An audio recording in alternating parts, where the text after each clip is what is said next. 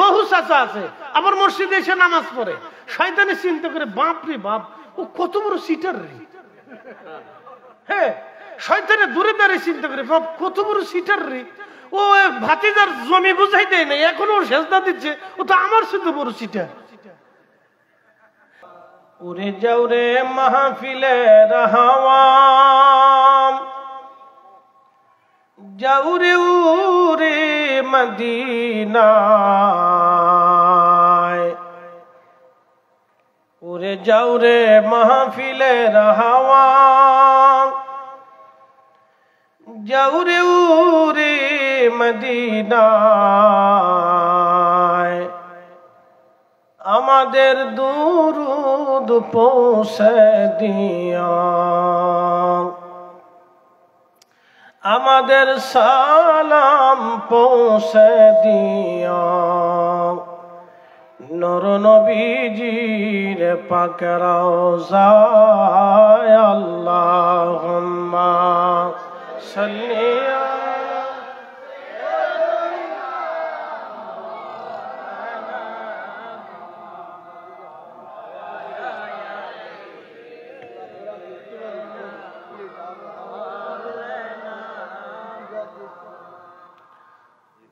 এ পৃথিবী এমনি থাকবে,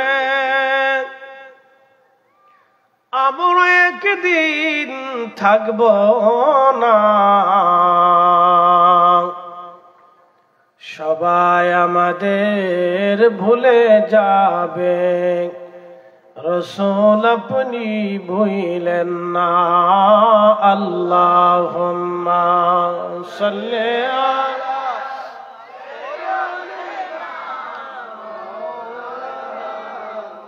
মুহাম্মদ ওয়া আলা আলি সাইয়্যিদিনা,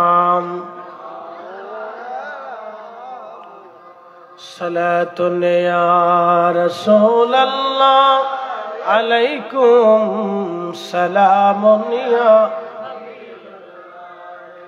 আহা, সালাতুন ইয়া রাসূলাল্লাহ আলাইকুম সালামুন ইয়া, ইন্নাকা উলিতা মুবাররান মিন কুল্লি আইব, কাআন্নাকা কদ খুলিকতা কামা তাশা, সালাতুন ইয়া রাসূলাল্লাহ আলাইকুম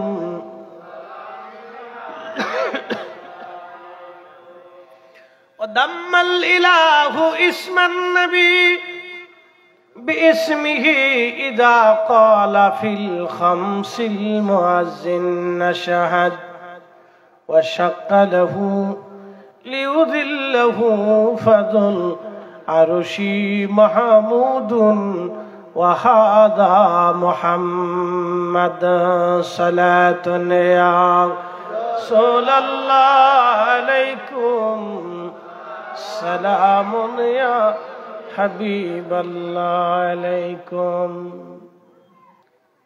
তিনি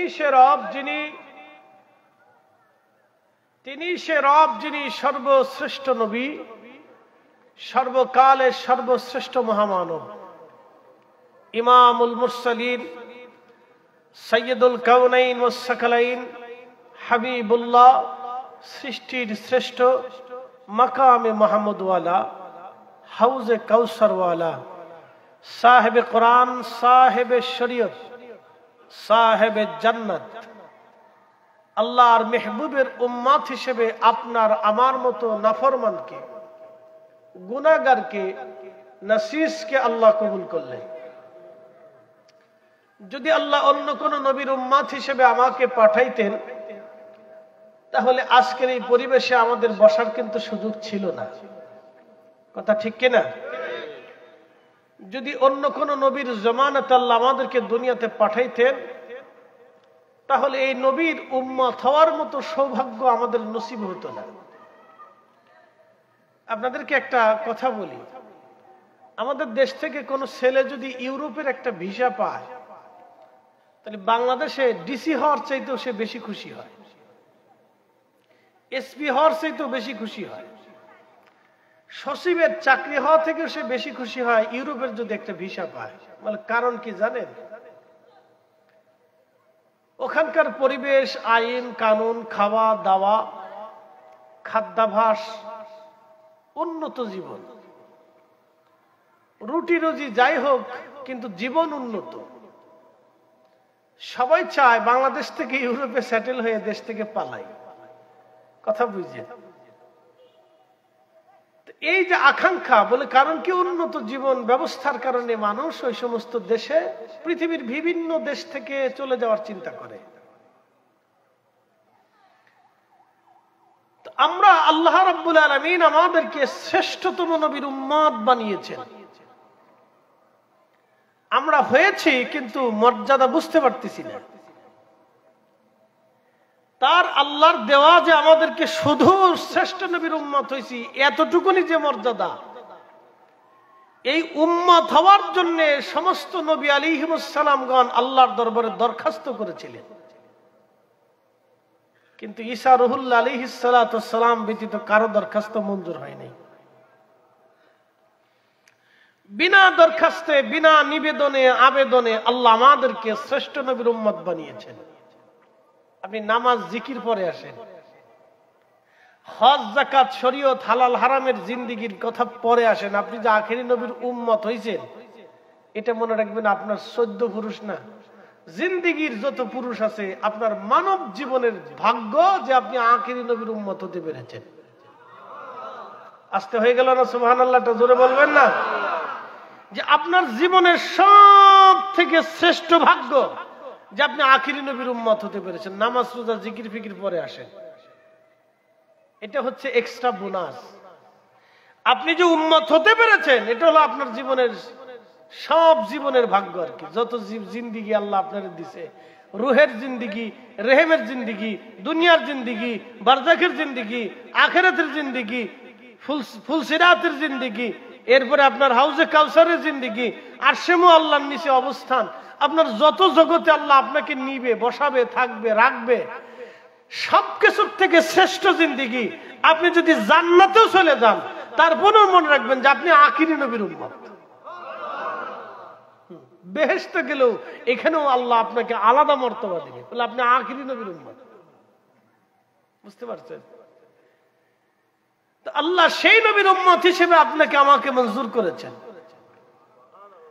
কিয়ামত পর্যন্ত যদি সেজদায় পড়ে শুকরিয়া করি, আদায় হবে হবে না। আমার আলোচ্য বিষয় হচ্ছে সূরা মুমিন এবং সূরা মুনাফিকের আলোকে মুমিন মুনাফিকের পরিচয় এবং বর্তমান যুবকদের করণীয় কি হতে পারে, এই বিষয়ের উপর আমার তাকরীর। আমি আমার নির্দিষ্ট বিষয়ের উপরই আপনাদের সামনে কিছু আলোচনা করার ইচ্ছা পোষণ করি। আমার রব যেন দয়া করেন, মদিনাওয়ালার সাদকা আল্লাহ কবুল করেন। সকলে দোয়া করে বলেন আমিন। আমি সূরা মুমিন আগে ধরি। আল্লাহ বলেন, ক্বাদ আফলাহাল মুমিনুন, সফল কাম সেই মুমিন, তার জিন্দেগি সফলতা আসবে। এখানে আল্লাহ সফলতার গল্প করতেছেন, যে দুনিয়াতে কোন মুমিন সফলতা আসবে, কোন মুমিনের জিন্দেগির সফলতা আসবে, সফলতার কথা আল্লাহ বলছেন। আমার এই ভাই তার এই ছেলেটাকে আলেম বানানোর জন্য তিনার জীবনের অনেক ইচ্ছা দিয়ে বাচ্চাকে মাদ্রাসায় পড়াচ্ছেন। এই ছেলেটা যেই দিন আলেম শেষ করে আমাদের মতো এই দর্শে বসবে, তখন ওনার জিন্দেগির একটা সফলতা আসবে। না, আমি আমার একটা ছেলেকে আলেমের স্থানে বসাই দিয়ে আমি কবরে যেতে পারছি, এটা একটা সফলতা। আমাদের তোয়েব ভাই ব্যবসা করেন, তিনার ব্যবসায় যদি অনেক বেশি পরিধি ব্যাপ্তি হয়, কোটি কোটি শত শত কোটি টাকার মালিক হয়, তখন ওনার জীবনে একটা সফলতা আসে যে আমি ব্যবসা করিয়া শত শত কোটি টাকার মালিক হয়েছি। ইমাম সাহেবের চিন্তা হলো আমি মসজিদটারে একতলা বানাইয়া টাইলস করে আরো বড় সড়ো করিয়া আরো সুন্দর করে মানুষের বুঝাই সোজাই যদি এখানে আলো চমৎকার করে পারে, তাহলে আমার এই ইমামতের জীবনে একটা সফলতা আছে। তো প্রত্যেকেই তার তার স্ব স্থান থেকে সফল হইতে চায়। যেমন আমাদের বক্তব্যের জীবনে অনেকেই সফল হইতে চায়। আমি গত তারিখ হজে হেরেমে বসে আছি, তো নামাজ পড়ার সময় এক ভদ্রলোক আমার সাথে দেখা, তিনি ভিন্ন ঘরানার একজন বক্তা, আলেম। তা আমাকে দেখেই বললেন, ফরিদি ভাই, আপনার অনেকদিন আলোচনা শুনি, কিন্তু আজকে হেরেমে আপনার সাথে দেখা হবে কল্পনাও করিনি। তা বললাম ঠিক আছে, আলহামদুলিল্লাহ। পরিচয় নিতে নিতে তো উনি আমাদের থেকে একটু ভিন্ন ঘরানার। যাক, আলহামদুলিল্লাহ, ঘরানা যেটাই হোক, আমরা হেরেমে একই আল্লাহর মেহমান। কি কথা ঠিক আছে না? ঘরানা যেটাই হোক, আমরা আল্লাহর ঘরে সবাই একই মেহমান। তা আমরা দুইজনে কবুতর সত্তর আছে হেরেমে, ইব্রাহিম খলিল রোডে। তো এই কবুতর সত্তরে বসে উনি আমাকে একটু মেহমানদারি করলেন। দুইজনে বসে গল্প করতে করতে বলল, ভাই, আপনার আলোচনায় হৃদয়ের ভিতরে একটু তাসির লাগে, কারণটা কি? তাই বললাম, যে ব্যক্তি, যেই বক্তা যেই বিষয়ের উপরে আমল করেন, সেই বিষয়ের উপরে বক্তার অগাধ আমল থাকতে হয়। যদি বক্তার ওই বিষয়ের উপরে আমল না থাকে, তাহলে এই বক্তার বক্তব্যতে শ্রোতাদের অন্তরে তাসির পড়ে না। তো বললো যে, ভাই, দারুণ একটা জিনিস আপনার কাছ থেকে শিখলাম। তা বললো, বক্তব্যের জীবনে সফল হতে পারে কিভাবে? আমি বললাম, ইখলাসের সাথে বয়ান করবে, তাহলে সফলতা আসবে। তো যাই হোক, তুমি আমার কাছ থেকে কিছু কিছু জানলেন, ওনার থেকে আমি কিছু বুঝলাম। এই যে সবাই চায় আমরা সর্বক্ষেত্রে সফল হই। একটা ছেলে লেখাপড়া করে সে সফল হতে চায়, বড় ডক্টর হবে, ইঞ্জিনিয়ার হবে। একজন অফিসার যখন সৈনিক সেকেন্ড লেফটেন্যান্ট পদে দাখিল হয়, তখন তো সে চিন্তা করে আমি কিভাবে সেনা প্রধান হব। সেখান থেকে তার যাত্রা শুরু হয় সেনা প্রধান হওয়ার জন্য। সে অনেক পরীক্ষা নিরীক্ষা এবং অনেক কিছু দিয়ে সে সেকেন্ড লেফটেন্যান্ট, এরপরে আপনার মেজর থেকে আবার কর্নেল থেকে আবার ব্রিগেডিয়ার থেকে আবার জেনারেল, মেজর জেনারেল, এইভাবে যত পদ আছে পদগুলি বাড়তে থাকে। তো পুলিশের সেকশনে একই অবস্থা, মাদ্রাসার সেকশনে একই অবস্থা। একজন প্রভাষক হওয়ার পরে চিন্তা করে আমি প্রিন্সিপাল কিভাবে হব, সে সফল হইতে চায়। কিন্তু আল্লাহ কোরআনে বললেন, আমার বান্দারা কিভাবে সফল হবে, সেই গল্প আল্লাহ কোরআনে সূরা মুমিন আল্লাহ ওয়াজ করেছেন। আমি তারই আলোকে আপনাদের সামনে আলোচনা করব। একসাথে জোরে বলা যাবে আল্লাহু আকবার। বাড়ি ঘরে বাহিরে যারা আছেন, মা বোনেরা সহ, আপনারাও এই কথাগুলি শুনবেন আল্লাহর কালাম থেকে। আল্লাহ ওয়াজ করলেন, কদ আফলাহাল মুমিনুন, সফল কাম সে মুমিন, সেই মুমিনের জিন্দেগি সফল হবে।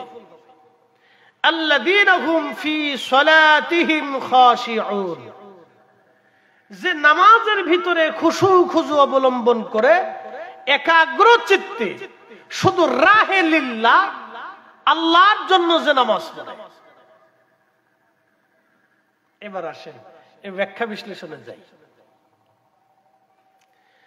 রব্বুল আলামিন কোরআনে বললেন, কুল, হুজুর আপনি বলে দেন, ইন্না সালাতি ওয়া নুসুকি ওয়া মাহইয়ায়া ওয়া মামাতি লিল্লাহি রাব্বিল আলামিন।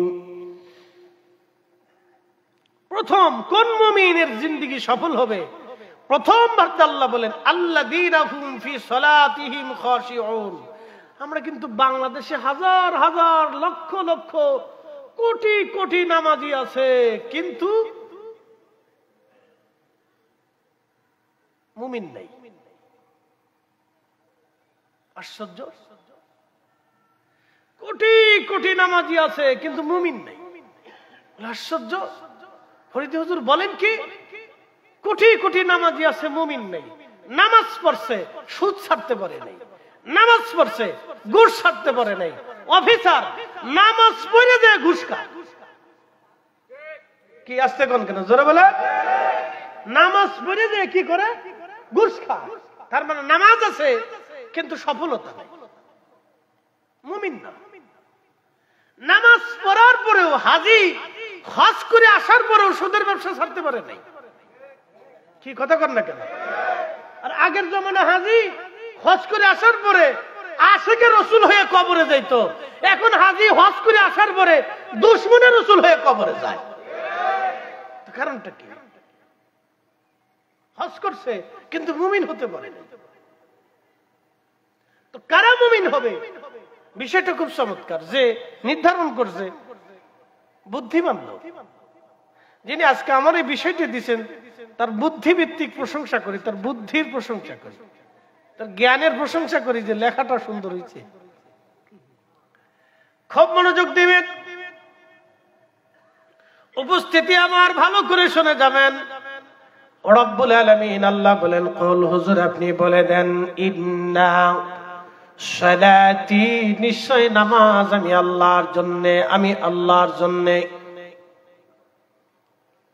কিয়ামতের ময়দানে রব্বুল আলামিন মুসল্লিকে ডাক দিয়ে বলবে, হে মুসল্লি তুমি দাঁড়াও, তুমি নামাজ পড়েছিলে কেন? মুসল্লি জবাব দিবে, রব আমি তোমার জন্যই নামাজ পড়েছিলাম, খুশি করার জন্য। আমার রব বলবে, না তুমি মিথ্যা বলেছ, তুমি নামাজ আমার জন্য পড়ো নাই, দুনিয়ার মানুষ যাতে তোমাকে মুসল্লি বলে, তোমাকে যাতে নামাজি বলে, দুনিয়ার মানুষের প্রশংসা পাওয়ার জন্য তুমি নামাজ পড়েছিলে। যাও, দুনিয়ার মানুষ তোমাকে মুসল্লি বলেছিল, আজকে আমি রবের দরবারে কোনো কিছুই তুমি পাবে না।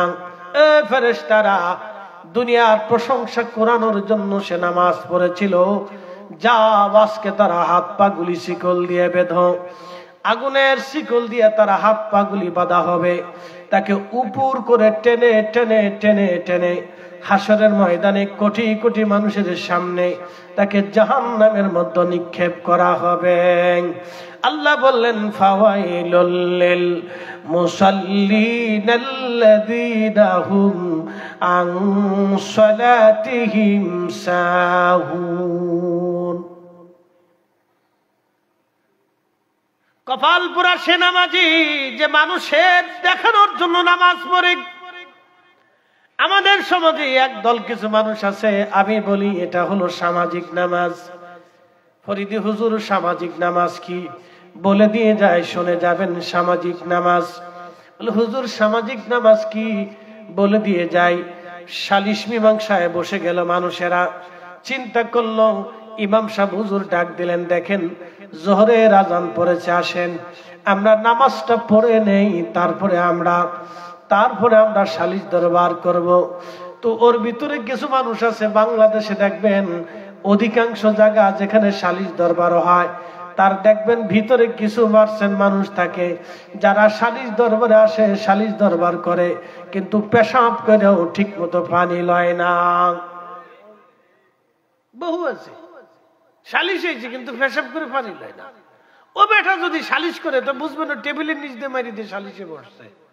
এই জন্য আমাদের দেশের 100% ন্যায় বিচার এ দেশের মানুষের ভাগ্যে জুটে না।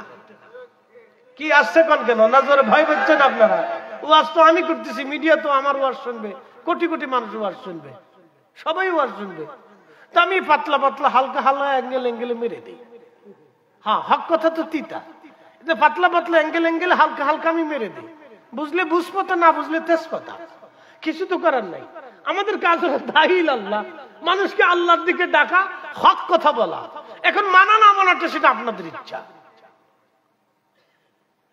এই জন্য আমি অ্যাঙ্গেলে সোজাসুজি পাতলা পাতলা মেরে দিচ্ছি, কিছু করার নেই। এই জন্য বাংলাদেশে 100% বিচার সালিশে 100% পিওর হয় না, এখানে ঘাপলা হয়। এই জন্য দেখবেন বহু নারী পয়সা খুঁজে পায় না, স্বামীর অর্থ পায় না, স্বামী মারা গেছে, সন্তানের এতিম ভাতিজার জমি চাচা দখল করে নিচ্ছে। কি আসতে কোন কেন?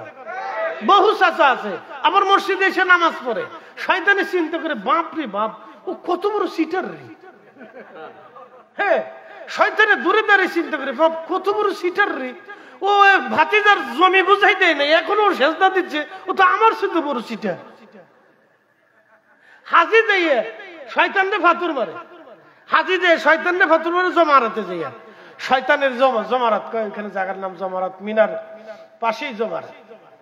যদি হাজি জানতো দেখবেন আরাফাত থেকে হেঁটে হেঁটে মুজদালিফায় রাত্রি যাপন করে ফজরের নামাজ পড়ে আবার হাঁটা শুরু, হাঁটতে মিনার পাশ দিয়ে হেঁটে জমারাতে। এই সময় বহু হাজি মারা যায়, বুড়া হাজি যারা, হার্ট দুর্বল হাজি যারা, হাই প্রেশারের রোগী যারা, বিভিন্ন রোগে আক্রান্ত যারা, এই সময় অনেকে মারা যায়।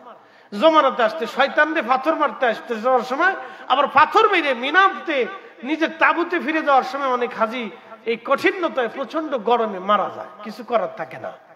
লক্ষ লক্ষ মানুষ একই রাস্তা দিয়ে, মনে করেন যে 35 লক্ষ মানুষ একসাথে পাথর মারতে আসবে, আপনি বুঝেন ঠেলাটা কেমন। শয়তানে ওই সময় দাঁড়ায় থেকে দেখি আমার মতো কোন শয়তান আমার পাথর মারতে এসছে আজকে। হ্যাঁ, বহু শয়তানে দাঁড়ায় দাঁড়ায় দেখে যে আমার মতো কোন শয়তান আছে, তাকায় দেখে এর ভিতরে সুদ করে আছে, ওরে শয়তান তুই তো আমার চেয়ে বড় শয়তান। এর ভিতরে দেখে সুদ ঘুষ করে আছে, ওরে সিটার তুই আইছিস আমার পাথর মারার লেগে, তুই তো বড় শয়তান। এইরকম শয়তান দূরে দাঁড়ায় দাঁড়িয়ে চিন্তা করে, আই রে ওই শয়তান আইছে আমি শয়তানরে পাথর মারার লেগে, তো ওই শয়তানরে পাথর মারবে কেন?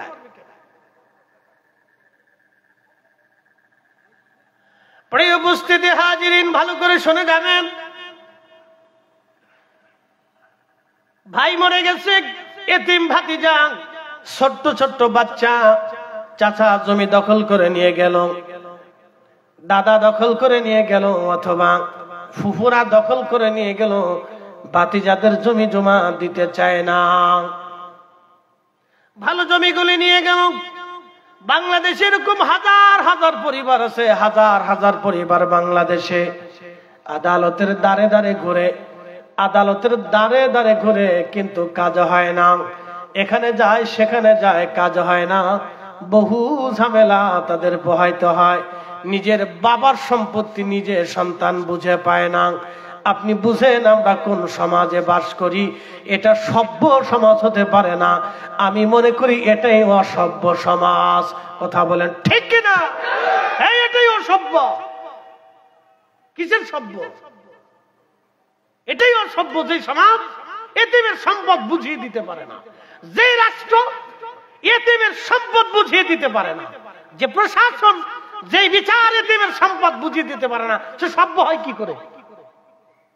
যে গরিবের অধিকার বুঝিয়ে দিতে পারে না, সে কি করে সভ্য হতে পারে?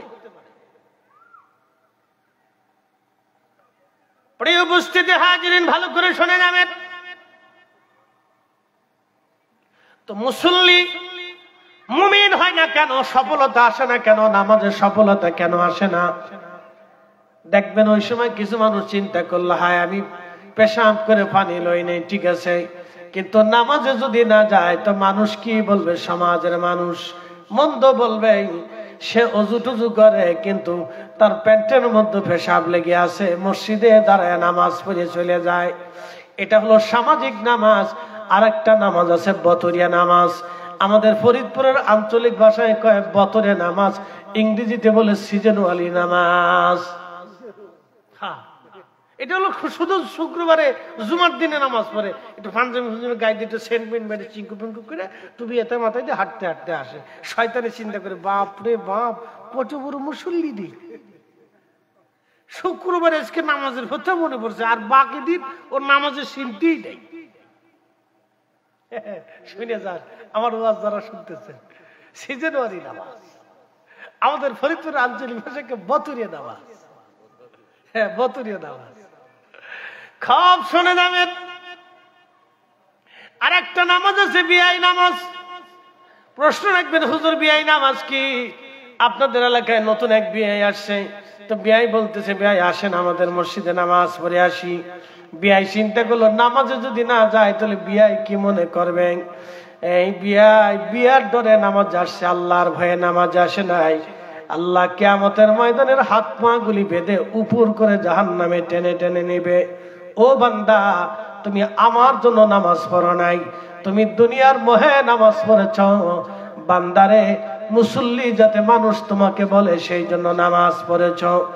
দুনিয়াতে তুমি প্রতিদান পেয়েছ, আজকে কোনো প্রতিদান তুমি পাবে না। যাও, তুমি নামাজ পড়েছ কিন্তু জাহান্নামী। আল্লাহ ডাক দিবে, তুমি জাহান্নামে কেন চলে যাও? আল্লাহকে সেই দিন তারা ডাক দেবে, লাম নাকু মিনাল মুসাল্লিন, আল্লাহ আমরা মুসল্লিদের অন্তর্ভুক্ত ছিলাম না। এই জন্য মনে রাখবেন, নামাজ পড়ার পরও যদি কেউ সুদ খায় তাহলে নামাজ হলো না। নামাজ পড়ার পরও যদি কেউ ঘুষ খায় তাহলে বুঝবেন তার নামাজ হচ্ছে না। নামাজ পড়ার পরও যদি অন্যের হক সে মেরে খায় তাহলে বুঝবেন তার নামাজ হচ্ছে না। নামাজ পড়ার পরও যদি সে মিথ্যা সারতে না পারে তাহলে বুঝবেন তার নামাজ হচ্ছে না। নামাজ পড়ার পরও যদি অন্য মানুষকে ঠকায় তাহলে বুঝবেন তার নামাজ হচ্ছে না। নামাজের সফলতা আসবে কখন? রব্বুল আলামিন বলেন, আল্লাযীনা হুম ফি সালাতিহিম খাশিউন, সফল কাম সে নামাজি যে নামাজের মধ্যে খুশু খুজ অবলম্বন করে। হযরত আলী নামাজে দাঁড়িয়ে গেলেন, তীর যুদ্ধক্ষেত্রে তীর পায়ের গোশতের মধ্যে বিঁধে গেল, কেউ বের করতে পারে না, কষ্ট হচ্ছে। নামাজে দাঁড়িয়ে গেলেন, তীর টান দিয়ে বের করে নিয়ে চলে যাওয়া হলো, কিন্তু তিনি বুঝতে পারেন নাই তীর কখন চলে যায়। এটার নাম হচ্ছে খুশু খুজুর নামাজ। একাগ্র চিত্তে শুধু আল্লাহর জন্য নামাজ পড়া, আল্লাহর ভয়ে নামাজ পড়া, আল্লাহকে খুশি করার জন্য নামাজ পড়া। নামাজে দাঁড়ানোর পরে দেখবেন শয়তান আপনারে মসজিদ থেকে দোকানে লয়ে গেছে। এক ইমাম সাহেব 3 রাকাত পড়িয়ে সালাম ফিরেছে, বলতে হতেই পারে। আমাদের বাইতুল মুকাররমের যে বর্তমান খতিব আছে তিনিও 2-1 কেরাতে ভুল করে ফেলছে। প্রথম হতে পারে, ভুল হয়ে গেছে, কি ভুল সবারই হয়, কম বেশি হতে পারে। মক্কার ইমাম সাহেবের ভুল হয়ে যায়, ওটা কোন বিষয় না, তো ভুল হতেই পারে। তা খুব মনোযোগ দেন। তো 3 রাকাত পরে সালাম ফিরিয়ে বলছে, সালাম ফেরানোর পরে একটু সন্দেহ লাগতেছে, কি নামাজটা একটু কম মনে হয়। তো মুসল্লিন একরামরা ডাক দিয়ে কয়, মুসল্লিন একরাম নামাজ কি 3 হয়েছে না 4 হয়েছে আপনারা বলেন তো? হুজুর আপনি যেমনি পড়ছেন আমরা অমনি পড়িয়া লাইছি। তো একজনে দাঁড়ায়, হুজুর এই আজকে নামাজ 3 রাকাতই হয়েছে। বলে এত মানুষ কয় যেমনি পড়ছেন এমনি হয়ে গেছে, আপনি 1 রাকাত 3 রাকাত কমায় 1 রাকাত কমায় ফেললেন, কারণ কি? হুজুর শোনেন, আমি প্রত্যেক রাকাতে দাঁড়াইয়া আমার দোকান হলো 4টা, তো আমি প্রত্যেক রাকাতে এক দোকানের হিসাব করি। আজকে 3 দোকানের হিসাব হয়েছে, একটা হলো বাদ আছে। বুঝতে পারছেন? তো এইরকম নামাজ যদি হয়, নামাজের ভিতরে দাঁড়াই গেছেন কিন্তু মন আপনাকে নিয়ে চলে গেছে অন্য জায়গায়। এই জন্য মসজিদ কমিটি মাঝে মধ্যে মসজিদে জুতা চুরি হয় বিদায় এই মসজিদের দেওয়ালের সামনে সুন্দর করিয়া একবারে কাঠের বাক্স তৈরি করে দিয়ে আপনি জুতা এনে রাইখা শান্তি মতো আল্লাহর সেজদা দেন, যাতে নামাজের ভিতরে অন্তরের চিন্তা ওই জুতার কাছে চলে না যায়।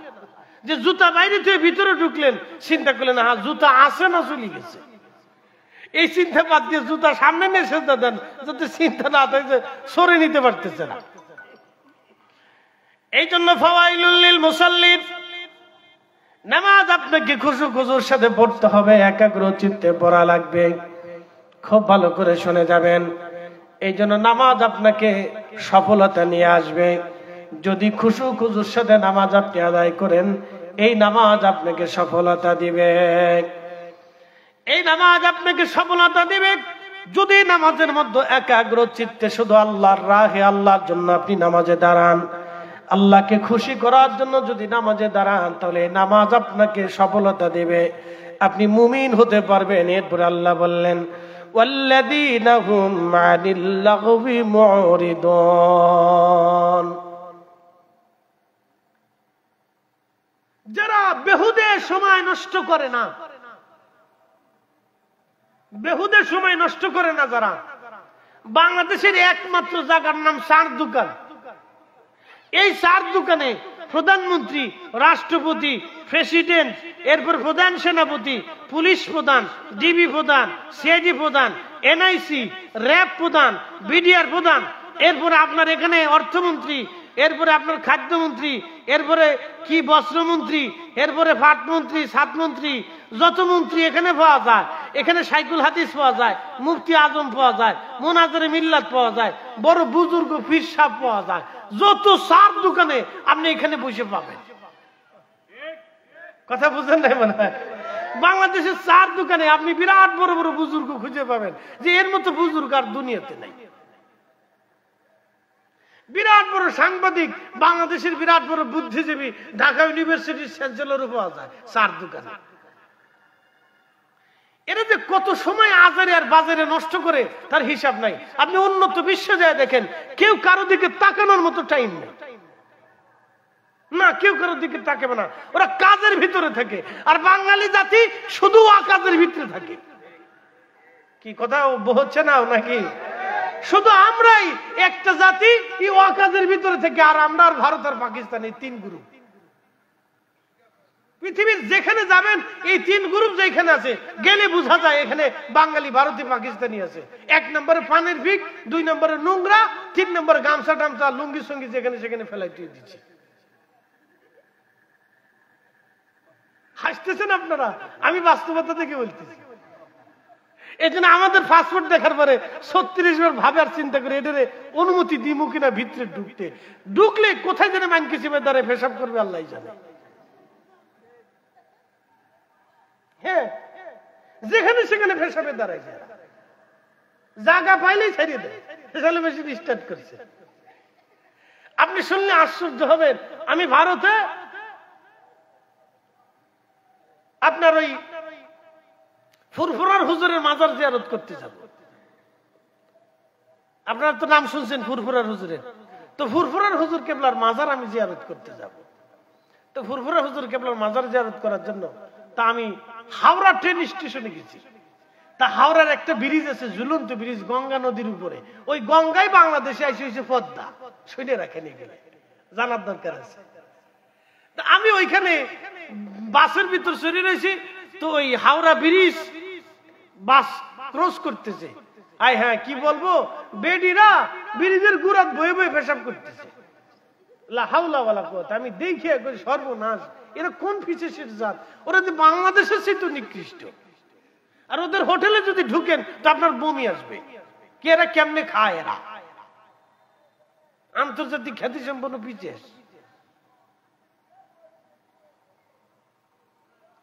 প্রিয় উপস্থিতি, আমার দেখা না দেখে বলতেছি না। এখন কেমন হয়েছে জানি না। গত বছর তো তার আগের বছরে গেছিলাম হলো আপনার কি বলে আসাম আর হচ্ছে ত্রিপুরা, 4টে মাহফিল করছিলাম আসাম আর ত্রিপুরাতে। মোটা ত্রিপুরাটা মোটামুটি, তাও এক হোটেলে গেছি, ভিতরে ঢুকে দিয়ে নোংরা। চিন্তা করলাম এখানে খাওয়ার পরে যদি পেট খারাপ হয়ে যায় তো বাথরুমে কোথায় যাব? তো বাথরুমে চাপ দেওয়ার পরে বাথরুমে ঢুকে দিয়ে বদনা নাই। আমি কোন বিপদে বললাম? এটা যাই দিয়ে বদনা নেই, সর্বনাশ, মগ মগ মগ। তো ভাগ্য বলে আমার কাছে তো সবসময় ব্যাগের ভিতরে টিস্যু থাকে। টিস্যু ছিল বিদায় আমার বিপদ কমে সারছে। টিস্যু না থাকলে সেগুলো আজকে ধরা খাইছিলাম। এটা আমার অভিজ্ঞতা থেকে আপনাদেরকে শোনাচ্ছি, শিখে যাওয়া ভালো। এই তিনটে জাতি বাংলাদেশে, সারা পৃথিবীতে এরকম করে। আর আছে আফ্রিকা, দেখেন না, সুদানের এক মুসলমান আর এক মুসলমানদের গুলি করে মাইরে মেরে করে আল্লাহ আকবার, গুলি করে আল্লাহ আকবার, গুলি করে আর আল্লাহ আকবার। এক মুসলমান আর এক মুসলমানদের মাইরে করে আল্লাহ আকবার। শয়তান কোথাকার! এইগুলি হচ্ছে খারেজি। কথা কর না কেন, ঠিক কিনা? মুসলিম মুসলিমকে হত্যা করে খারেজিও। এটা বাংলাদেশে ঢুকতেছে, বাংলাদেশে ঢুকতেছে, ধীরে ধীরে উগ্রতা আসতেছে। গুলি করে মেলে ফেলে দেব, আল্লাহু আকবার, আল্লাহু আকবার। শয়তান কোথাকার! এগুলো দিন দিন বাংলাদেশে বাড়তেছে। এগুলো যদি বাড়ে তা আগামী দিন অন্ধকারে নিমজ্জিত হয়ে দেশ। মনে রাখেন। প্রিয় উপস্থিতি হাজিরিন, কথাগুলি যদিও কাটা কাটা, কিন্তু কথা আপনার ভবিষ্যতের জন্য বলে দিলাম। এই উগ্রতা যদি আসে তাহলেও বাংলাদেশে একজন আরেকজনকে মেরে ফেলে দিয়ে আল্লাহু আকবার বলে স্লোগান দিবে। প্রিয় মুসলমান, সুদানের দিকে যদি তাকান, এক মুসলমান আর এক মুসলমানকে হত্যা করে। আফ্রিকার যতগুলি মুসলিম দেশ দেখবেন, প্রত্যেকটা মুসলিম দেশের ভিতরে গৃহযুদ্ধ লাগানো আছে, একটা মুসলিম দেশে শান্তিতে নেই। আফ্রিকার যতগুলি মুসলিম কান্ট্রি আছে একেবারে শুধু মানে সেনেগালটা একটু মোটামুটি ভালো আছে, বাদ বাকি যা আছে সোমালিয়া, ওই আপনার কি বলে, তারপরে আলজেরিয়া, নাইজেরিয়া, সুদান, তারপরে মালি, মালে কি কি আছে আগুটিম বাগুটিম, এটা নাম শুনলে আপনি খুঁজে পাবেন না, বুঝতে পারতেছেন। সুদানের মুসলমানরা উগান্ডা যায় আশ্রয় নিচ্ছে, খ্রিস্টান দেশে যায় ওরা আশ্রয় দেয়, আর মুসলমান আর এক মুসলমানদের গুলি করে করে মারতেছে। লজ্জা করে মাঝে মধ্যে এগুলি দেখলে এই জন্য উন্নত বিশ্ব আমরা সাপোর্ট করে না, না এরা টেরোরিস্ট, এরা প্রকাশ্যে নিজের জাতিকে গুলি করে মারে, তো ওরা আমাদেরকে মেরে ফেলবে, এই জন্য সাপোর্ট করে না ওরা। জানেন আমরা মুসলমানরা এই সারা পৃথিবীতে বর্তমানে কেন ইসলাম ছড়িয়ে দিতে পারতেছি না? অথচ খাজা বাবা আজমেরি 91 লক্ষ মানুষকে কালেমা পড়িয়েছিলেন, অথচ এই উপমহাদেশে আমরা এখন পর্যন্ত 75 কোটি মুসলমানে আমরা বাকি 100 কোটি অমুসলিমের কাছে কালেমার দাওয়াত পৌঁছাইতে পারতেছি না। আর সেদিন খাজা বাবা আজমেরি একা ছিলেন, অথচ কোটি কোটি সনাতনীর কাছে তিনি কালেমা পৌঁছাই দিয়ে গেছিলেন। কথা বলেন ঠিক না বেটা? আমরা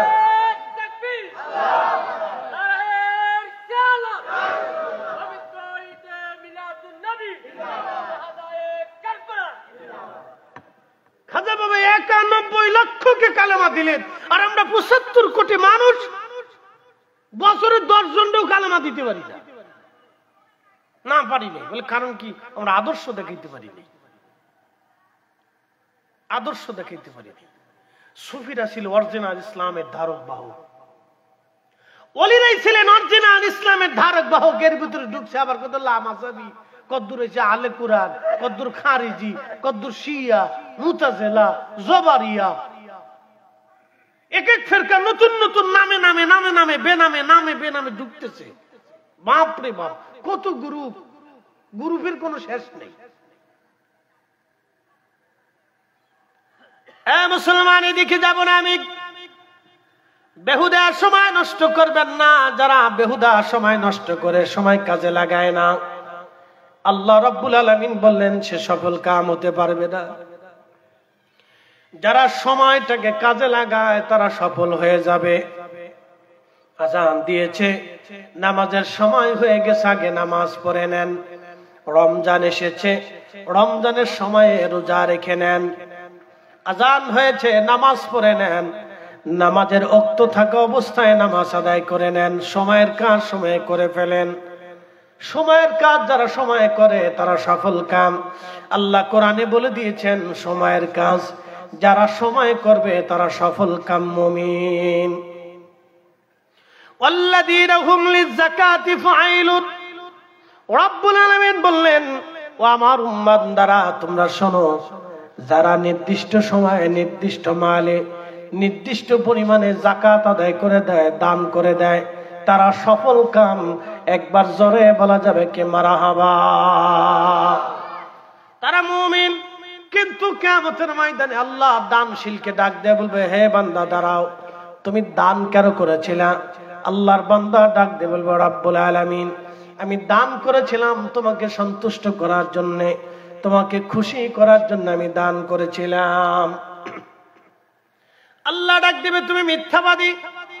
মানুষ যাতে তোমাকে সমাজসেবক কয়, বিশিষ্ট দানবীর বলে, সেই জন্য তুমি দুনিয়াতে দান করেছিলে। হে বান্দা যাও, আজকে আমি রবের দরবারে কিছুই তুমি পাবা না। দুনিয়ার মানুষ তোমাকে বিশিষ্ট দানবীর বলেছিল। দেখবেন সামনে নির্বাচন আসতেছে, অনেকেই এখন নির্বাচনের আগে বিভিন্ন মসজিদে এসে টাকা দিবে, মন্দিরে যায় টাকা দিবে, গরিব মিসকিনদের টাকা দিবে, ওই অভাবীদেরকে যায় টাকা দিবে, ল্যাংরারে টাকা দিবে, বোবারে টাকা দিবে, কানারে টাকা দিবে। কিন্তু নির্বাচন শেষ, আর দেখা সাক্ষাৎ নাই। স্বাধীনতার পর থেকে এই পর্যন্ত দেখে আসতেছেন এটা। নির্বাচন আসলে টাকার বান্ডিল কানারে দেয়, ল্যাংরারে দেয়, বোবারে দেয়। বুড়া মানুষ সারা বছর খোঁজ খবর নেই, ভিক্ষে করে খায় না, জ্বরে ধরে এসে আসি, তুই তো ওর মার মতো লাগো। এরপরে নির্বাচন নির্বাচন শেষ হলে যে মা যে কোথায় চলে যায় তার কোনো খোঁজ খবর নাই। আমাদের দেশের রাজনীতিবিদরা আসলে জনগণের জন্য রাজনীতি করে না।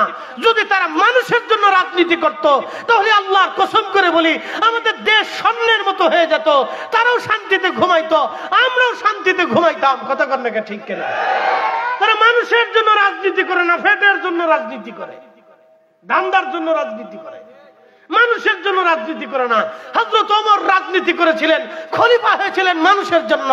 হযরত আবু বকর খলিফা হয়েছিলেন মানুষের জন্য।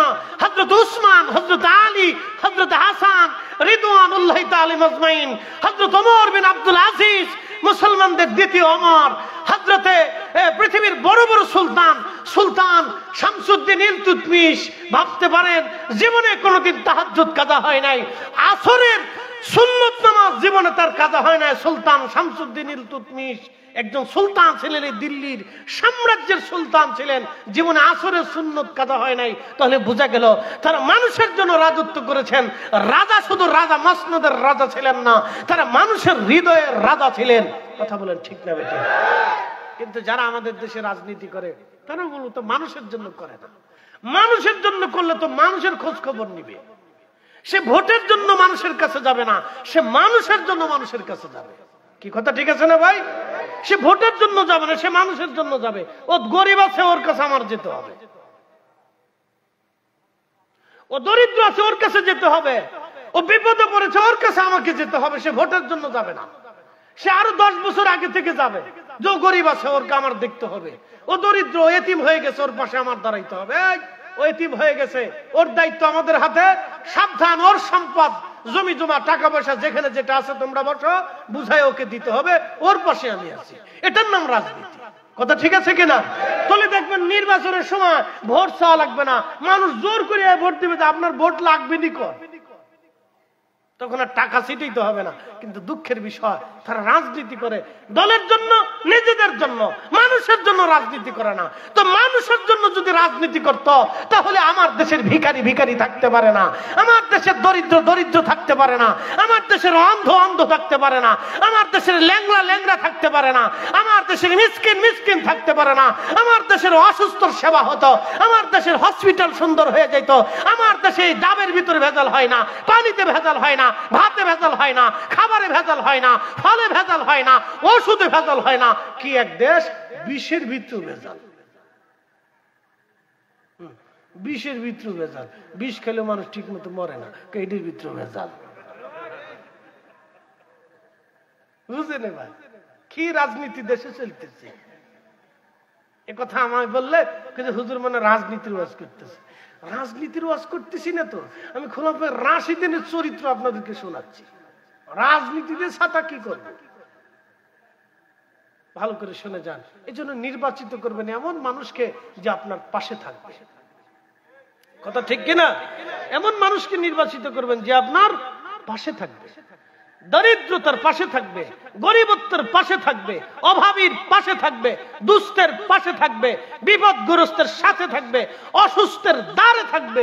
এমন ব্যক্তিকে নির্বাচিত করে, সে যে দলের হোক আমার অসুবিধা নেই। কোনো দল টল করি না, আমি নির্দলীয়। মিল্লাতা আমি আবিকুম ইব্রাহিম ওয়া সাম্মাকুমুল মুসলিমিন। আমি তৌহিদি জনতা না, আমি মুসলিম জনতা। আমি কোন দল টল করি না, আমার একটা দল, বিসমিল্লাহি ওয়া আলা মিল্লাতি রাসূলিল্লাহ। আমরা নবীর দল, আহলে সুন্নাত ওয়াল জামাত, রাসূলের জামাত, আউলিয়া কিরামের জামাত। কথা বলেন ঠিক না বেঠিক? আরে বৃষ্টি মনে আসতেছে না, আইলার কি করার আছে?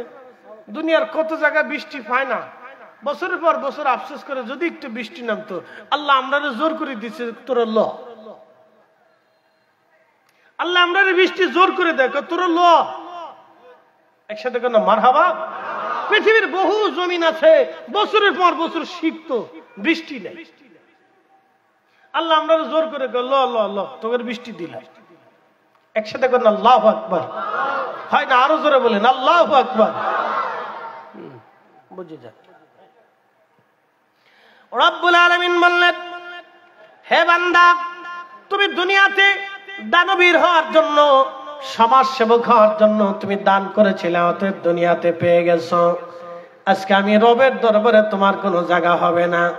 সেই দিন দুনিয়াতে যারা ওইভাবে দুনিয়ার মানুষের নিয়ত করে দান করেছিল, কিয়ামতের ময়দানে হাসরে ওই ব্যক্তিটাকে হাত পা বেঁধে উপর করে টেনে টেনে সেই দিন জাহান্নামে নিয়ে যাওয়া হবে। দুনিয়াতে ভুরি ভুরি দান করলো, কিন্তু বিনিময় কিছুই তার নসিবে হলো না। বৃষ্টি তো আনসিজন, আমি বলবো না যে জোর করে বলবো না যে বসে থাকেন, এটা সিজনারি বৃষ্টি না। বাচ্চাদেরকে মসজিদের ভিতরে পাঠিয়ে দেন, বাচ্চারা তোমরা যাও যাও যাও যাও, ঠান্ডা লেগে যাবে, জ্বর টর আসতে পারে, যাও, শেষে মার কষ্ট হবে, ডাক্তারের লাভ হবে, তাড়াতাড়ি যাও যাও যাও বাবু, তোমরা ছোটরা সব মসজিদে যাও, এই ছোট ছোট বাচ্চারা সব মসজিদে ঢুকে যাও, মসজিদে চলে যাও, চলে যাও চলে যাও। সম্মানিত উপস্থিতি, মসজিদে আমাদের ব্যবস্থা আছে, বাকি ওয়াইজ মসজিদে হবে, আপনারা মসজিদের ভিতরে চলে যান। প্রথম তলায় দ্বিতীয় তলায় ঢুকে যান, দ্বিতীয় তলায় প্রজেক্টর আছে, প্রজেক্টরের মাধ্যমে দেখানো হবে। নিচ তলায় ঢুকে যান, দ্বিতীয় তলায় প্রজেক্টর আছে, ওখানে চলে যান। মসজিদে যাও, মসজিদে যাও না, মসজিদে এখন মসজিদের থেকে পরে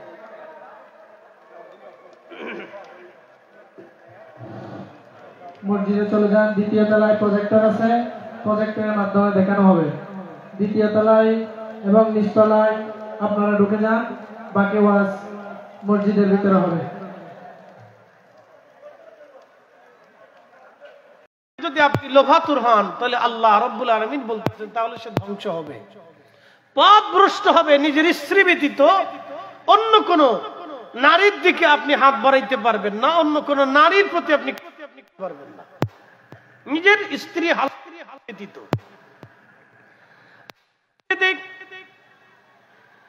আল্লাহ রাব্বুল আলামিন বলেন, ফামান ইবতাগা ওয়ারা যালিকা ফাউলাইকা হুমুল আদুন। যারা নিজের স্ত্রী ব্যতীত এবং আল্লাহর দেওয়া সীমানা যেটা আছে হালাল বৈধ পন্থা, নিজের স্ত্রী ব্যতীত অন্য কোন নারীর প্রতি যদি কামনা বাসনা নেয়, এবং অন্য কোন নারী যদি অন্য কোন পুরুষের কামনা বাসনা নেয় নিজের স্বামী ব্যতীত, তাহলে তারা পথভ্রষ্ট হয়ে যাবে এবং তারা ধ্বংস হবে, তারা সফল কাম হতে পারবে না, তাদের জীবনের কোনো কামিয়াবি নাই। এরপরে আমার রব আমার আল্লাহ বললেন, আমার রব আমার আল্লাহ বললেন, ওয়াল্লাযীনা হুম লিআমানাতিহিম ওয়া আহদিহিম রাউন। এবং যারা আমানত রক্ষা করে, যারা আমানতের খেয়ানত না করে। আল্লাহু আকবার। আল্লাহ আমার রব্বুল আলামিন, আমার রব আমার আল্লাহ বলতেছেন, ও আমার বান্দারা, এই সমস্ত কাজ যদি তোমরা করতে পারো তাহলে তোমরা সফল কাম হবে, তোমরা মুমিন হবে, তোমরা সফল কাম নিয়ে মুমিন হয়ে কবরে যেতে পারবে। এক নাম্বার, নিজের সালাতকে নামাজ খুশু খুজুর সাথে নামাজ পড়তে হবে। দুই নাম্বার, আমার রব বলেন নিজের অর্থ সম্পদে যাকাত দিতে হবে। এবং তিন নম্বরে আমার আল্লাহ বলেন বেহুদা সময় নষ্ট করা যাবে না, সময় কাজে পরিণত করতে হবে। নামাজের সময় নামাজ, যাকাতের সময় যাকাত, রোজার সময় রোজা। যেই সময় আল্লাহ যেই বিধানাবলী দিয়েছেন, যেই সময় যে ইবাদত, ওই সময় ইবাদত যারা কাজে লাগাবে, নিজের অতিরিক্ত সময়টাকে যারা আল্লাহর ইবাদতে লাগাবে, বেহুদা যারা নষ্ট না করবে, তারা আল্লাহর দরবারে সফল কাম হিসেবে পরিগণিত হবে। একবার জোরে বলা যাবে কে মারহাবা।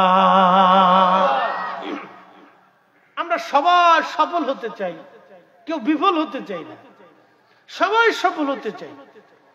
আল্লাহ রাব্বুল আলামিন বলে, ওয়াল্লাযীনা হুম আলা সালাতিহিম ইউহাফিজুন, এবং নামাজকে যারা হেফাজত করে,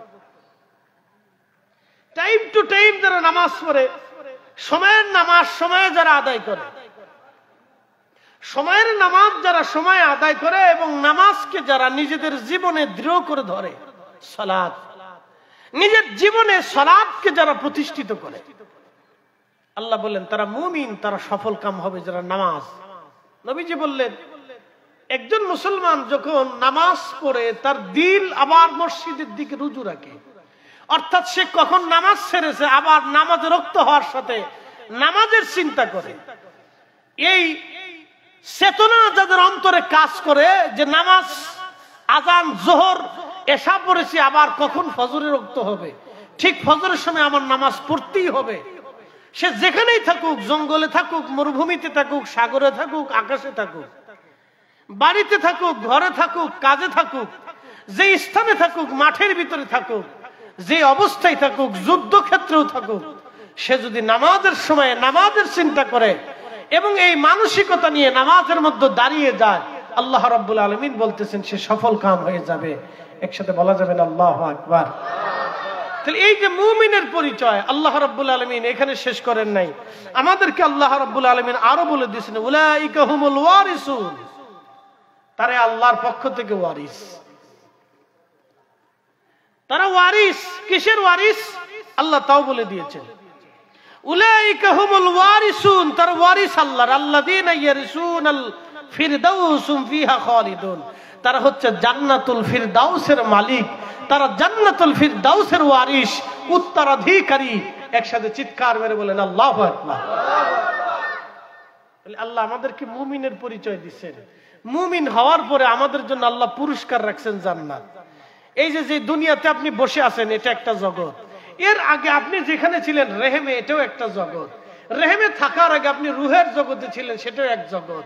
রুহের জগতের কথা আপনার কিচ্ছু মনে নাই, রেহেমের জগতের কথাও আপনার মনে নাই। আজ থেকে 10 বছরের আগের অনেক কথাই এই 100%-এর ভিতরে 99% কথা আপনি ভুলে গেছেন। আবার আপনার আর যত বৃদ্ধতা আসবে, যত বয়স আসবে, ছোটকালের সমস্ত স্মৃতিগুলি আপনার মানুষপট থেকে একেবারে মুছে যাবে। আপনি কবরে চলে যাবেন, যাওয়ার পরে কবরের জিন্দেগিতে যাওয়ার পরে দুনিয়ার অনেক কিছু আপনি ভুলে যাবেন। হাসরের ময়দানে যাওয়ার পরে আপনি আল্লাহর সামনে দাঁড়াবেন, তখন আল্লাহ জিজ্ঞেস করবে তুমি এই কাজ করছিলে?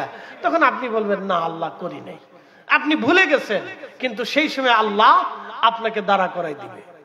কি? 2 পাশে 2, কিরামান কাতিবিন, কিরামান কাতিবিনা ইয়ালামুনা মা তাফআলুন। তুমি যা করো না কেন কিরামান কাতিবিন সব লিখে রাখে, সব জানে। মানুষ ভুলে যায়, ভুলে যাওয়া মানুষের আদত, মানুষের অভ্যাস, মানুষ ভুলে যায়। রুহের জগতের কথা আমাদের মনে নাই, রেহেমের জগতের কথা মনে নাই, শিশুকালের কথা মনে নাই, বালক জীবনের কথা মনে নাই, যৌবনের অনেক কথা বৃদ্ধরা ভুলে গেছে, আবার যুবকরা শিশুকালের কথা ভুলে গেছে, মনে নাই। মানুষ ভুলে যায়, মানুষ ভুলে যায়, মানুষের অনেক কিছুই মনে থাকে না, মানুষ ভুলে যায়।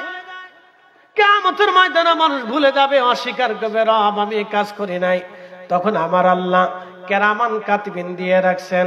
অনেকে প্রশ্ন করতে পারেন ফরিদ সাহেব কিরামান কাতিবিন দিয়ে কি হবে? আল্লাহ কিরামান কাতিবিন দিয়ে আমাদেরকে দিয়ে রাখছেন, লিখে রাখতেছে। কিয়ামতের ময়দানে আমার রব আমার আল্লাহ বলবেন, দেখাবেন সুম্মা তুরাদ্দুনা ইলা আলিমিল গায়বি ওয়াশ শাহাদাত। তুমি এমন এক মালিকের কাছে দাঁড়াবে যিনি তোমার জীবনের সব গোপনে গোপনে যা আছে সব তিনি জানেন। আহা ফায়ুনাব্বিউকুম বিমা কুনতুম তা'মালুন।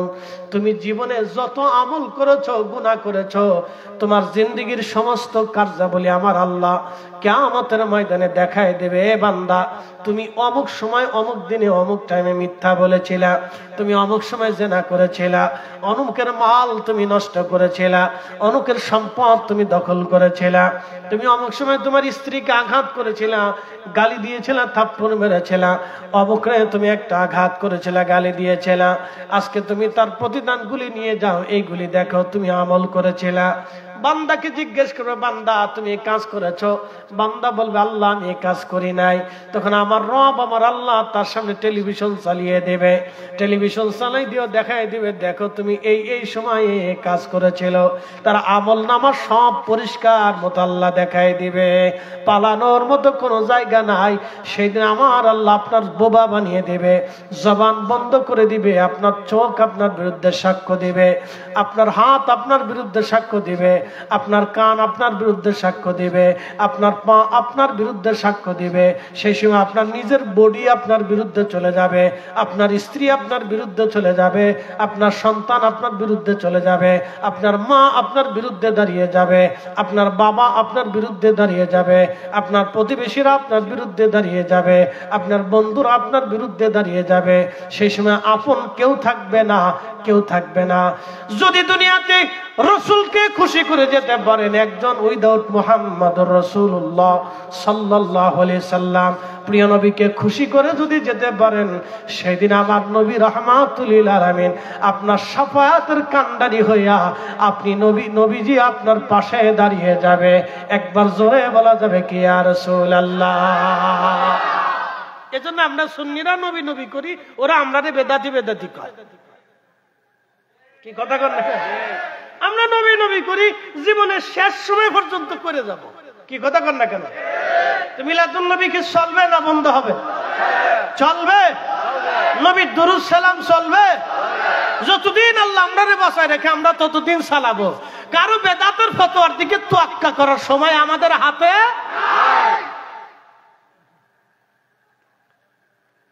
মুনাফিক করা হবে। আমার আলোচনার শেষ প্রান্তে মুনাফিকের কথা বলে দিয়েছে। মুমিনের পরিচয় শুনলেন, এবার মুনাফিক করা হবে। নবীজি বলছেন মুনাফিকের আলামত তিনটে। এটা দুনিয়াবি, এক হিসাবের মুনাফিক। কথায় কথায় মিথ্যা বলে, আমানত রাখলে খেয়ানত করে, ওয়াদা করলে ভঙ্গ করে। আবার শুনে যান, কথায় কথায় মিথ্যা বলে। বাঙালি দুঃখের কথা বলে লাভ নাই, মসজিদের জায়নামাজে বসে মিথ্যা কথা কয়। কি আসতে কোন কেন জোরে বলে? মসজিদের জায়নামাজে বসে বাঙালি মুসলমান মিথ্যা কথা বলে। মিথ্যা আমাদের সমাজে এমন ভাবে ছড়াইছে যে আমরা এটাকে গুনাহ মনে করি না। না, আমরা গুনাহ মনে করি না। আপনি উন্নত বিশ্ব যদি যান, আপনি যদি দেখেন তারা মিথ্যা বলে না, মানুষ ঠকায় না। আমি মালয়েশিয়ার গেন্তিং হাইল্যান্ড থেকে ওরা আমার একটা নামায় নিয়ে আসলো, কোন এলাকা যেন আমি তো চিনি না। তো ছেলেটা আমাকে একটা গাড়ি করে দিল। তো গাড়িতে চড়ে আমি কুয়ালালামপুরে আমার হোটেলে ঢুকলাম। তো নামবো, 75 রিঙ্গিত বিল হয়েছে, দুঃখিত 55 রিঙ্গিত গাড়ির বিল আসছে। তা আমি ভুলে তাকে 75 রিঙ্গিত দিয়ে দিলাম। তো লোকটা মালয়েশিয়ার নাগরিক, মালয় ভদ্রলোকটা আমাকে বললো প্লিজ স্যার ওয়েট। তো আমি বললাম এনি প্রবলেম? তো বলতেছে না, কোনো নো প্রবলেম। তা 55 রিঙ্গিত। তা আমাকে বলতেছে 55 বিল হয়েছে, তুমি আমাকে 75 টাকা দিছ। তা আমাকে 20 টাকা ফেরত দিল। দেখেন, তার 2 মাস পর আমি মালদ্বীপ গেছি মাহফিল করতে। দেখেন, মাহফিল করতে যাওয়ার পরে ইমিগ্রেশন পার করার পরে হোটেলে গেলাম। যাওয়ার পরে খাওয়া দাওয়া করে আমার কাছে ডলার, আমি আর রুপিয়া নেই। এদের দেশের টাকাকে বলে রুপিয়া। তো হোটেলে খাইতে গেছে, বাঙালি হোটেল। খাওয়া দাওয়া শেষ, বললাম বিল কত? 85 রুপিয়া হয়েছে। আমি বললাম আমার কাছে টাকা নাই, ডলার আছে। হুজুর ডলার দেন, 100 ডলার দিলে 1800 রুপিয়া দেবো। আমি বললাম যে আমি তো জানি 2000 রুপিয়া পাবো। না হুজুর 1800 পাবেন। আমি বললাম আমার কাছে 50 ডলারের নোট আছে, এটা নাও। হুজুর তাহলে আরো কম হবে। তার মানে 50 ডলারও ডলার, 100 ডলারও ডলার, তো কমাবে কেন? সিস্টেম এটা, আপনি তাহলে 800 রুপিয়া পাবেন। আমি বললাম কত বড় ডাকাত রে তুই, খারার উপরে আমার 200 রুপিয়া 400 রুপিয়া শেষ করে ফেলতেছিস। হুজুর সিস্টেম এটা, নালি পরে হবে না, তাহলে আপনি রুপিয়া এনে দেন। তা আমি তো খাইতে গেছি, আমার কাছে তো রুপিয়া নাই। রুপিয়া মাঙ্গাইতে গেলে শেষে আবার সেই অন্য জায়গা যাইতে হবে। কি যন্ত্রণার ভিতর বললাম। আমি বললাম ভাই তুই আমারে মানকিসি পাইয়া এইভাবে সাইডে দিলি, তুই আমার জাতি ভাই, আমার পকেট এমনি কেটে নিলি, খারার উপরে 1200 টাকা চুরি করে নিয়ে গেলি। এটা না মেড ইন বাংলাদেশ। অর্থাৎ এদের চরিত্রে আর রক্তে রক্তে দুর্নীতি, চুরি সাপটামি, শয়তানি বাতরামি ভরে গেছে। কথা কর না, ঠিক কিনা? রক্তে রক্তে ভরে গেছে, রক্তে রক্তে ভরে গেছে। এইভাবে ছোটকাল থেকে ওরা তৈরি হয়। এই জন্য আমাদের শিক্ষা ব্যবস্থা একবারে ক্লাস 1 থেকে চেঞ্জ করতে হবে। চিন্তা চেতনা, ধ্যান ধারণা চেঞ্জ করেই তো, নাহলে পরিবর্তন হবে না, জীবনও হবে না। আপনি যারাই রাজত্ব দেন, সরকার বানান, এমপি বানান, মন্ত্রী বানান, এই চুরি করার ধান্দা করবে। যারই বানান ঘুরে ফিরে। কারণ এমন এক সমাজে বাস করি, এমন এক রাষ্ট্রে বাস করি, একজনে চুরি না করলে 4 জনে চুরি করবি না, 4 জনে খুশে। কি কথা কর না কেন? আবার আমরাও যে খুশে স্যার এই কিছু দিবানি, স্যার কিছু দিবানি, স্যার কাজটা করে দে। তো চিন্তা করে পাই যদি তোরা যদি জোর করে দিবি তাহলে আমার অসুবিধা কি, দিয়ে যা। আমরা এরকম আছি। তো ভাই কি ওয়াজ করবো আমি জানি না, মুনাফিকের দিকে চলে যায়, কথায় কথায় মিথ্যা বলবে, আমানতের খেয়ানত করবে। বাংলাদেশ তো আমানত ভাই মরে গেছে, বাংলাদেশের আমানত ভাই নাই। বলে হুজুর কেমন? টাকা হাওলাত দিয়ে দেখেন, তারপর বুঝবেন যে আমানত ভাই কোন জায়গা আছে। টাকা শুধু হাওলাত দেন, দেখবেন যে ওর পিছিয়ে দৌড়াইতে দৌড়াইতে আপনার জান শেষ হয়ে যাবে, তাহলে বুঝবেন যে আমানত ভাই কোন জায়গায় গেছে। আর যদি আরো বুঝতে চান তাহলে নিজের মেয়েরে এই পটিয়ার থেকে সন্ধ্যার রাত 9টার পরে ছেড়ে দিয়ে বলবেন তুই ঢাকা যা একা একা, তো বুঝবেন যে আমানত কোথায় গেছে। আরে উন্নত বিশ্বে যা দেখেন, মেয়ে অর্ধ প্যান্ট হাফ প্যান্ট পরে রাস্তা দিয়ে রাত 2টার সময় হাঁটে। ওদের দেশের কোন পুরুষ ওদের গায়ে টাচ করা তো দূরের কথা, তাকায় একটু হাসিও দেবে না, ডরে যে পুলিশের রিপোর্ট করার সাথে পুলিশ ধরে নিয়ে যাবে। প্রেসিডেন্টও যদি ফোন দেয় তাও পুলিশ ছাড়বে না। আর বাংলাদেশে একটা নারী ধর্ষিত হওয়ার পরে ধর্ষককে ধরার পরেও বিচার হয় না, কথা কর না কেন? অথচ 85% মুসলমানের দেশ। আপনি বুঝেন কোন জায়গা আছি? আপনি বুঝেন যে আমরা কি করি এখনো, যে বেদেশ বেঁচে আছি। হযরত আমানত শাহ রহমতুল্লাহ, গরিবুল্লাহ শাহ, মিসকিন শাহ, 360 আউলিয়া, বাবা শাহজালাল আমিনী, অসংখ্য ওলি কুতুবরা এই জমিনের মাটির নিচে ঘুমাই রয়েছে। তো খালি দোয়া করে, না হলে এটা ভাঙ্গে ভূমিকম্প হইয়া এত সময় তো 18 কোটির 9 কোটি মরে যাওয়ার কথা, এটা মরে যাওয়ার কথা তো, কিন্তু মরে না। তাহলে ওনারা ভিতর থেকে দোয়া করে, আল্লাহ মাইরেন না, আল্লাহ মাইরেন না, সুযোগ দেন। আপনার আল্লাহ রসুলের সাথে আপনার ওয়াদা আছে, আপনি ভূমিকম্প দিবেন না, পাথর নিক্ষেপ করবেন না, অগ্নুপাত করবেন না, আগুন ধরিয়ে দিবেন না, টর্নেডো টমেট দিয়ে একসাথে জাতি ধ্বংস করবেন না। আল্লাহ আপনি ওয়াদা করছেন, আল্লাহ আপনি এটা করেন না। এই জন্য আল্লাহ রহম করে, নাহলে এই জাতি যা করে, আপনি বুঝতে পারছেন, যা করে এর ভাষায় অকল্পনিত। নিজের সন্তান বাবাকে ওপেন কুপায় মেরে ফেলে দেয়, কোনো ফাঁসি হবে না, রায় হবে না, কিচ্ছু হবে না। এটা বাংলাদেশ।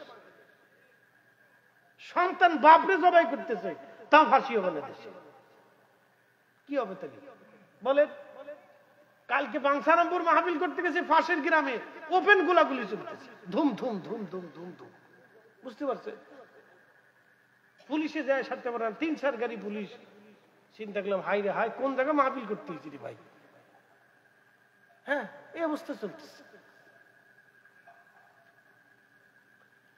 প্রিয় উপস্থিতি হাজির, ভাষায় প্রকাশ করার মতো না, এগুলির দিকে যাব না। মুনাফিকের 3টা আলামত, কথায় কথায় মিথ্যা বলে, আমানত খেয়ানত করে, আর ওয়াদা করলে ভঙ্গ করে, এটা মুনাফিকের আলামত। কিন্তু নিকৃষ্ট মুনাফিককে আল্লাহ কোরআনে তার পরিচয় দিয়ে দিলেন, ওয়ালিল্লাহিল ইজ্জাতু ওয়ালিরুসুলিহি ওয়ালিল মুমিনিনা ওয়ালাকিন্নাল মুনাফিকিনা লা ইয়ালামুন। আমাদের দেশে আছে কিছু টুপিওয়ালা মুনাফিক, কিছু নামাজ পড়নেওয়ালা মুনাফিক, কিছু আছে ছদ্মবেশী মুনাফিক, সুন্দর চেহারাওয়ালা মুনাফিক, এলেম অর্জন করাওয়ালা মুনাফিক। যারা রসুলের আব্বা আম্মাকে কাফের কয় ওরা মুনাফিক, যারা রসুলের সম্মানকে ছোট করে কথা বলে ওরা মুনাফিক, যারা নবীর ইজ্জত হানি করে কথা বলে তারা মুনাফিক, যারা আম্মাজান আয়েশাকে বেপর্দা বলে কথা বলে, আম্মাজান খাদিজাতুল কুবরাকে বেনামাজি বেপর্দা বলে, ওরাই হলো জমানার শ্রেষ্ঠ মুনাফিক। মুনাফিক শানের রিসালাতকে যারা ছোট করে দেখে মুনাফিক। আমি বলিনি, আল্লাহ কোরআন স্পষ্ট বলেছে, ওয়ালাকিন্নাল মুনাফিকিনা লা ইয়ালামুন। নবীজি তার অন্তরে নেফাক ঢুকে গেছে, ও বুঝে না আপনি রাসূলের শান কত, বুঝে না আপনি রাসূলের মান কত, বুঝে না। জন মুনাফিক, ওয়াল্লাহি বিল্লাহি, আসমান ওয়ালার কসম করে বলি, জমিন ওয়ালার কসম করে বলি, হায়াত দেন বলার কসম করে বলি, মৃত্যু দেন বলার কসম করে বলি, এই পাগড়ি যার কারণে দিয়েছি, সেই রসুলের রবের কসম করে বলি, নবীজির শানকে যারা ছোট করে দেখবে, আল্লাহর কোরআনের ভাষায় তারা মুনাফিক। ও আমার বাপ হলেও মুনাফিক, আমার উস্তাদ হলেও মুনাফিক, আমার পীর হলেও মুনাফিক। কথা বল না কেন? ঠিক না?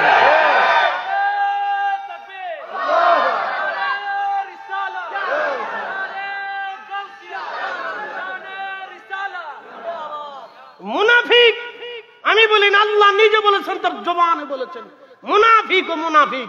ওর অন্তরে নেফাক ঢুকে গেছে, ওর সেজদায় জান্নাত হবে না, জিকিরে জান্নাত হবে না, ওকে হেরেমের কাবা শরীফের গিলাফ পরেও কবর দিলে জান্নাত হবে না। মুনাফিক। সেজদা দিলে যদি জান্নাতি চলেই যাওয়া যাইতো, তাহলে আব্দুল্লাহ ইবনে উবাইয়ের দোষ কি ছিল? তাকে তো কবর দেওয়ার সময় তার ছেলের নাম আব্দুল্লাহ ছিল, ছেলেটা আশিক রসুল ছিল। তার ইতিহাস এখন টান দিলে আমার সময় পাস হয়ে যাবে, যেটা আমি একটা নির্দিষ্ট সময়ের আওতার ভিতরে আছি, লম্বা বাড়াবো না। শুধু এতটুকুনি বলে যায়, ছেলেটা আশিক রসুল ছিল। আব্দুল্লাহ ইবনে উবাই মুনাফিকদের লিডার ছিল, কিন্তু সে নামাজ পড়তো, রোজাও রাখতো। শোনেন, মসজিদে নববীতে রসুলের করিমের কাছাকাছি যে সে নামাজে দাঁড়াইতো। হায় হায় হায়, নবীজির পিছে নামাজ পড়লো, কালেমা পড়লো রসুলের কাছে, নবীকে দেখে নামাজ পড়লো, রসুলের পিছনে নামাজ পড়ে সে মুসল্লি হলো। কিন্তু তার এই নামাজ তাকে জান্নাতে নিতে পারে নাই। তার রোজা, তার জিকির, তার ফিকির, তার ইবাদত জান্নাতে নিতে পারে নাই। কারণ সে রসুলের সাথে নেফাকি করেছিল।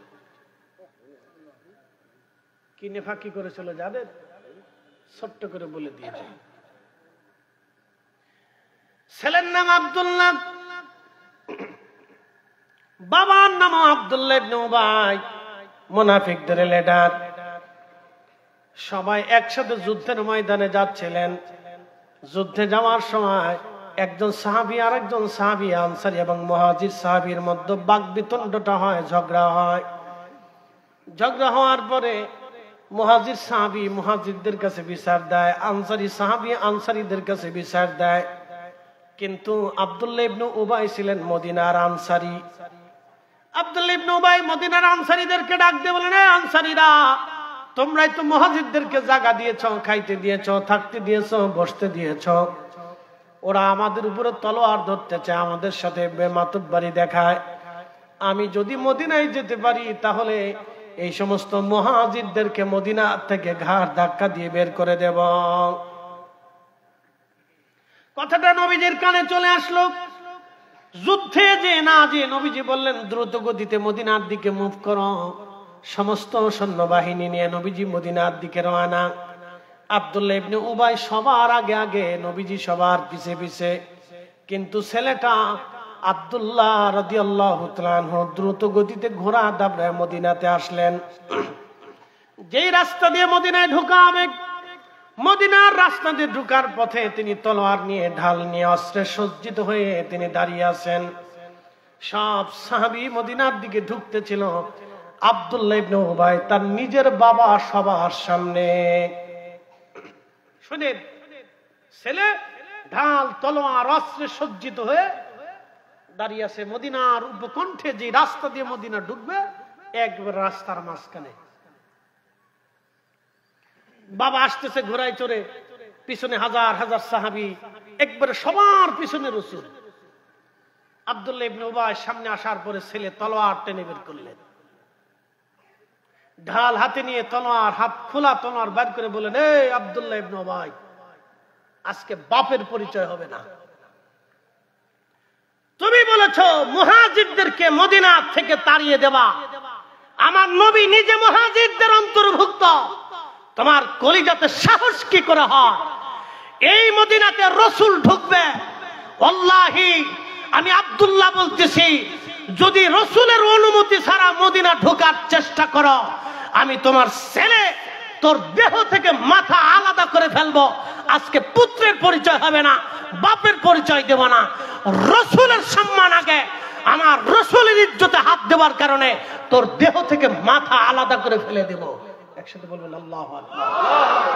আমি একজন সাহাবী, তার রসুল, রসুলের কথা আমি আপনাদেরকে শোনাচ্ছি। এই বেটা বাবা, তো দেহ থেকে মাথা ফেলে দিব আজকে, বাপের পরিচয় হবে না। নাম ঘোরার থেকে আমার রসুল যদি অনুমতি দেয় তোকে ঢুকতে দেব, আর যদি রসুল অনুমতি না দেয় তাহলে আল্লাহর কসম করে বলি, আমি তোর বেটা সামনে দাঁড়িয়ে আছি, তোর দেহ থেকে মাথা এখন ফেলে দিব।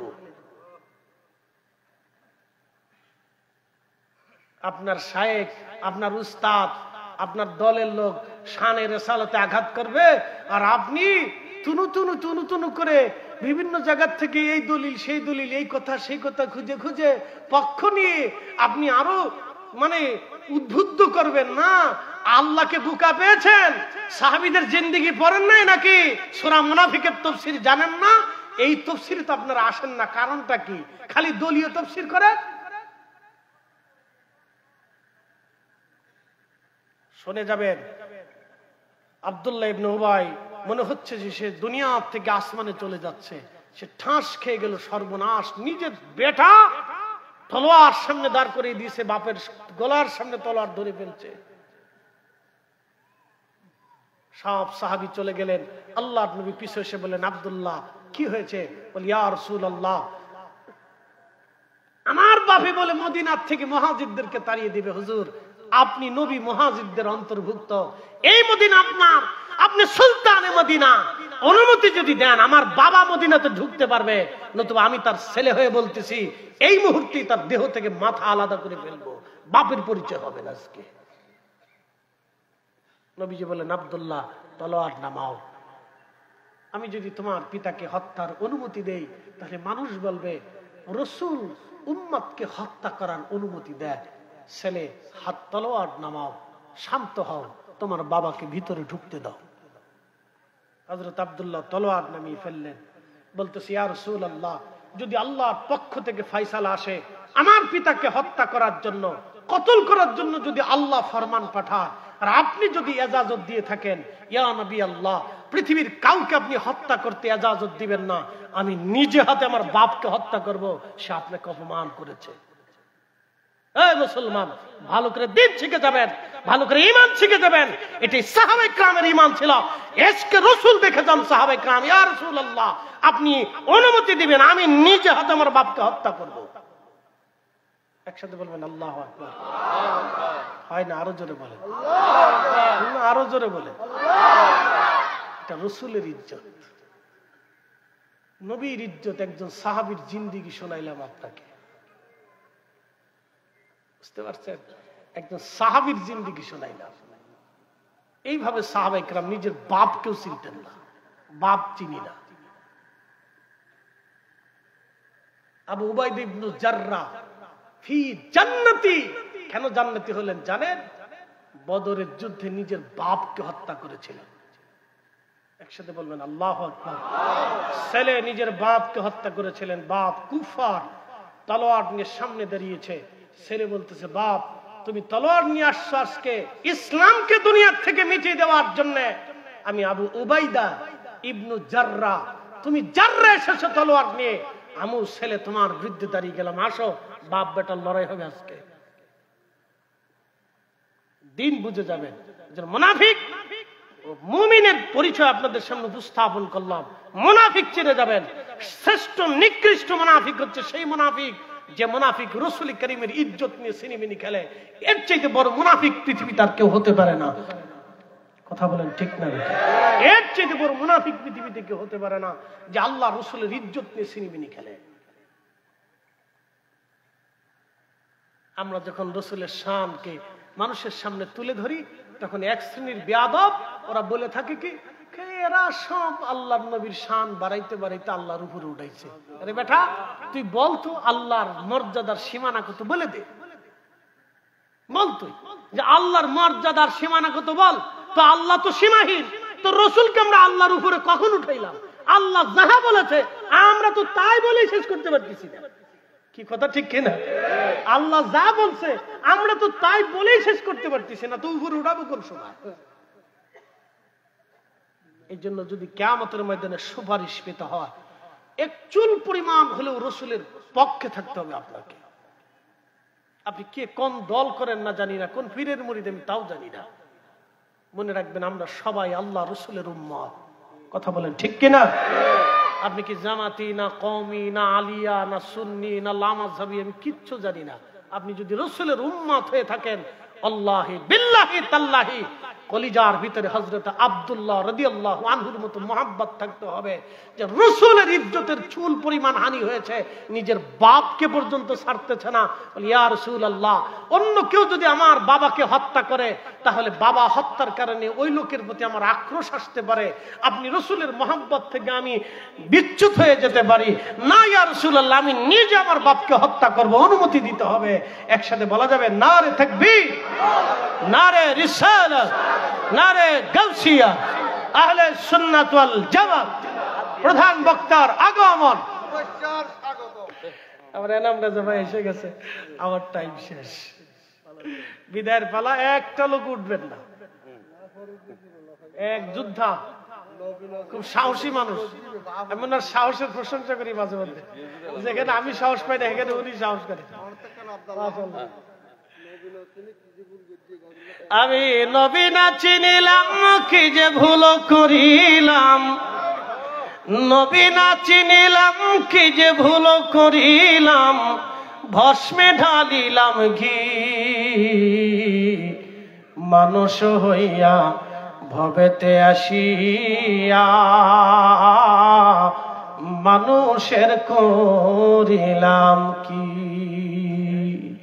মানুষ হইয়া ভবেতে আসিয়া মানুষের করিলাম কি। কেউ উঠবেন না, তিনি আমাদের সহযোদ্ধা, অত্যন্ত সাহসী একজন মানুষ। আল্লাহ হায়াতে ইলমে বরকত দান করুক, সকলে বলেন আমিন। সুন্নিয়তের ময়দানের আমাদের বক্তা জগতের এক লড়াকু সৈনিক ভাই, আমি যেখানে সাহস করি না, আমরা যেখানে যাই না, এখানে সে দাঁড়া। অর্থাৎ রাজপথে দাঁড়ানোর যদি কোনো বক্তাদের ভিতরে একজন থাকে তাহলে আমার এনাম রাজা ভাইকে আমি দেখি। আল্লাহ কবুল করুক, সকলে বলেন আমিন। আমরাও রাজপথে দাঁড়াইতে পারি না, সেই রাজপথে উনি দাঁড়ান। এটা সবার হয় না। তা আল্লাহ ওনার নিরাপত্তা দিক রহমতের চাদর দিয়ে আল্লাহ যেন ঢেকে রাখে, আল্লাহ অ্যাক্সিডেন্ট দুর্ঘটনা বালা থেকে যেন বাঁচায় রাখে, সকলে বলেন আমিন। আমি চলে গেলে একটা লোক উঠবেন না, মেহেরবানি করে আমার ভাইয়ের তাকরীর শুনবেন ইনশাআল্লাহুল আজিজ, শুনে তারপরে দোয়া করে যাবেন, বেশি লম্বা হবে না। আসসালামু আলাইকুম ওয়া রাহমাতুল্লাহি ওয়া বারাকাতুহু। আমার আরেকটা প্রোগ্রাম আছে 10টায়, টাইম 10টা বেজেই গেছে, বুঝছেন নি? ওই একটু বুঝাই সুঝাই করতে ভাই আসতেছি আর কি, আপনারা একটু ঠেকান, বাসকুটিতে একটু ঠেকান আর কি। তো ইনশাআল্লাহ একটা লোক উঠবেন না, বক্তা উঠার পরে শ্রোতা উঠলে বক্তাদের মানসিকতা চেঞ্জ হয়ে যায়, তখন বক্তব্যের ধারাটা নষ্ট হয়। একটা লোক উঠবেন না, ফেসাবো যদি চাপ দেয় তো চাপ দিয়ে বসে থাকেন, লাড়াচাড়া দিয়েন না ইনশাআল্লাহ। আসসালামু আলাইকুম।